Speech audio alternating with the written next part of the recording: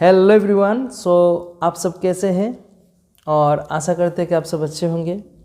And I welcome you all to my YouTube channel moment with साहब। And as I promised you that through this channel I will also provide you the educational video. So as per my promise, today I have brought or come with the educational videos, and my today's topic is how to speak in English easily.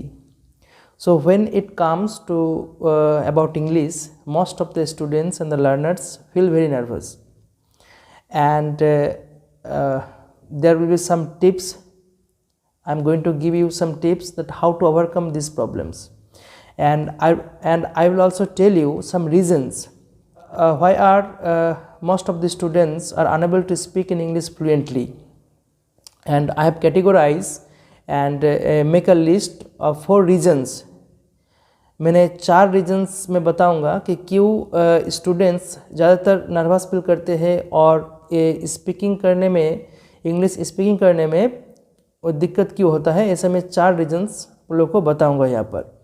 ऐसा बहुत सारे students है जिसको grammars का rule भी पता है, structures भी पता है, लेकिन वो इंग्लिश बोल नहीं पाते ठीक ठाक। अभी कुछ लिखने देंगे तो लिख देगा, लेकिन वो बोल नहीं पाते हैं। इसका भी एक रीज़न है। तो ये सब क्या है, मैं 4 रीजन्स यहाँ पर मैं प्रिपेयर किया हूँ, उसी को मैं बताऊँगा। तो जो मेरा पहला रीजन है, फर्स्ट रीजन है, मैंने जो 4 रीजन्स जो बनाए हैं उसमें से फर्स्ट रीज़न है वो ये है कि इन्वायरमेंट एक बहुत ही बड़ा रोल प्ले करता है हम लोगों का स्पीकिंग स्किल में।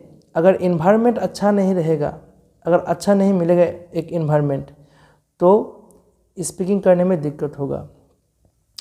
आपको मैं एक छोटा सा एग्जांपल दूंगा। जैसे अमेरिकन या फिर इंग्लैंड का जो बच्चे सब होते हैं, वो सब जन्म होते ही उसको इंग्लिश वर्ड्स सुनने का आदत पड़ जाते हैं, क्योंकि उसका पेरेंट्स या फिर उसका जो पास पड़ोसी वाला होते हैं वो इंग्लिश में ही बातें करता है, तो उसका जो ब्रेन में सब इंग्लिश वर्ड्स ही आता है।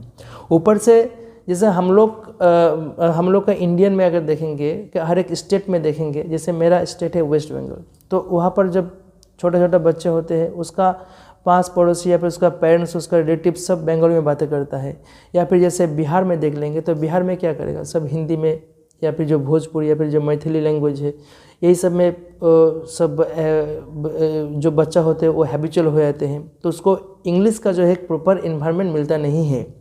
और इसको और अगर क्लियरली बोलेंगे तो मैं और स्कूल्स को, अगर स्कूल्स को हम लोग देखेंगे कि आपको 2 टाइप के स्कूल्स मिलेगा। एक मिलेगा प्राइवेट स्कूल्स इंग्लिश मीडियम, और एक मिलेगा आपको सरकारी स्कूल, जहाँ पर इंग्लिश का स्पीकिंग तो होता ही नहीं है।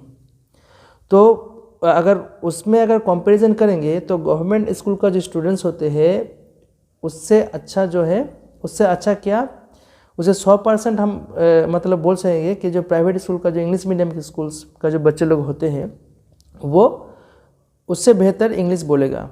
उसका यही रीज़न है क्योंकि उस बच्चे को इंग्लिश मीडियम स्कूल में एक इन्वायरमेंट मिलता है स्पीकिंग करने का, क्योंकि क्लासरूम में रहेगा, वो स्टूडेंट्स के साथ अपना जो भी जो क्लासमेट्स होगा उसके साथ वो इंग्लिश में बात करेगा। या फिर जो टीचर्स होते हैं वो भी अपना लेसन्स देते हैं या फिर कुछ भी जो है चैप्टर समझाते हैं इंग्लिश में समझाते हैं, तो एक हैबिचुअल बनते हैं उसका। अभी वही स्टूडेंट्स जब घर पे आकर फिर अपना जो मदर लैंग्वेज है वो फिर उसको कंटिन्यू करेगा, तो उसको एक इन्वायरमेंट का दरकार है। एक लर्नर को, एक स्टूडेंट को जो इंग्लिश स्पीकिंग करना चाहते हैं उसको एक इन्वायरमेंट का दरकार है। तो ये एक रीज़न है कि इन्वायरमेंट उसको मिलता नहीं है। ठीक, सेकंड रीज़न क्या है? सेकंड रीज़न है कि tense and rules and structures of grammar, जो मैंने जो कैटेगराइज किया है। अगर किसी को ठीक ठाक टेंस नहीं पता है या फिर उसको रूल्स एंड स्ट्रक्चर्स नहीं पता है, then how can they form a sentence, उसको एक सेंटेंस वो कैसे बनाएगा। अगर टेंस का उसका कोई नॉलेज नहीं है या फिर उसको रूल्स एंड स्ट्रक्चर्स नहीं पता है, तो फिर वो सेंटेंस कैसे बनाएगा या फिर वो ठीक से कैसे बोलेगा। तो ये भी एक रीज़न है। तीसरा रीज़न मैंने जो देखा वो ये है कि लैक ऑफ वोकेबुलरी। अभी किसी को टेंस वो सीख लिया है या फिर उसको छोटा छोटा सेंटेंस उसको आता है बनाना, लेकिन उसको ज़्यादा वर्ड स्टॉक नहीं है। हम लोग होते हैं बीच बीच में, कभी जब किसी को एक सेंटेंस बनाने आता है और हम लोग एक कॉन्वर्सेशन में है, तो कोई भी एक टॉपिक है जिसमें मैं कुछ एक सेंटेंस फॉर्म करूँगा, लेकिन वो वर्ड मुझे नहीं आ रहा है कि मैं उसको क्या बोलूँगा, उस चीज़ को मैं क्या बोलूँगा।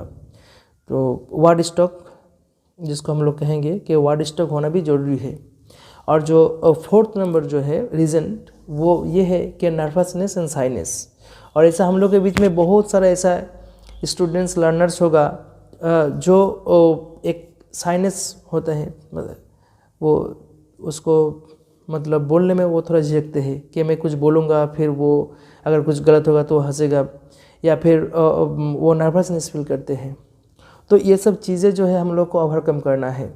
और यही सब का सॉल्यूशंस ढूंढने के लिए जो है हम लोग को पहला जो पार्ट ये है, जो पहला पार्ट हम लोग का होगा वो ये होगा कि उसको टेंस और उसको स्ट्रक्चर्स और रूल्स जो ग्रामर है उसको सीखना होगा बढ़िया से। उसको मैं आप लोग को सॉल्यूशंस भी यहाँ पर जो है इसका जो सॉल्यूशंस है, मैंने तो रीजन्स बता दिया, लेकिन इसका सॉल्यूशंस भी मैं यही बताऊंगा कि किस तरह से तब ये सब चीज़ों को ओवरकम किया जा सकता है।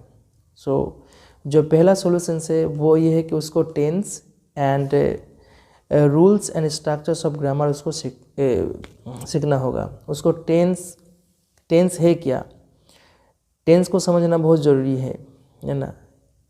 टेंस अगर किसी को कुछ बोलना है तो उसको टेंस के बारे में उसको नॉलेज रहना चाहिए।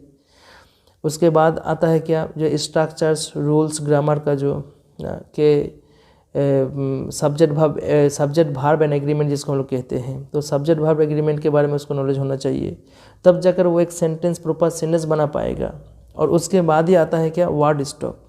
ये जब सीख लेंगे तो उसके साथ साथ मुझे वर्ड स्टॉक भी करना होगा कि एक सर्किल का कोई भी रिलेटेड चीज़ें जो होता है हम लोग को धीरे धीरे वो सब चीज़ें जो हम लोग को वर्ड स्टॉक में लाना होगा। वर्ड स्टॉक जैसे हो जाएगा उसके बाद ही आएगा। इन्वायरमेंट आपको मिलेगा नहीं, इन्वायरमेंट आपको क्रिएट करना है खुद। वो आप कैसे करोगे, वो आप इस तरह से कर पाओगे कि मान लीजिए कि आपका दोस्त है, 5-6 जन दोस्त है आप लोग, तो आप लोग ऐसा एक डिसीजन लीजिए कि हम लोग जब भी कुछ बातें करेंगे तो हम इंग्लिश में करेंगे।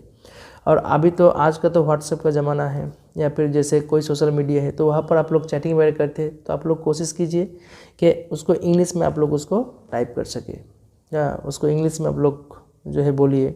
और अच्छा रहेगा कि आप लोग मतलब जैसे कि फिज़िकली एक मतलब मीट करके एक ग्रुप डिस्कशन करें इंग्लिश में ये। और जो लास्ट है वो है साइनेस एंड नर्वसनेस। वो तो आपको ओवरकम करना ही है।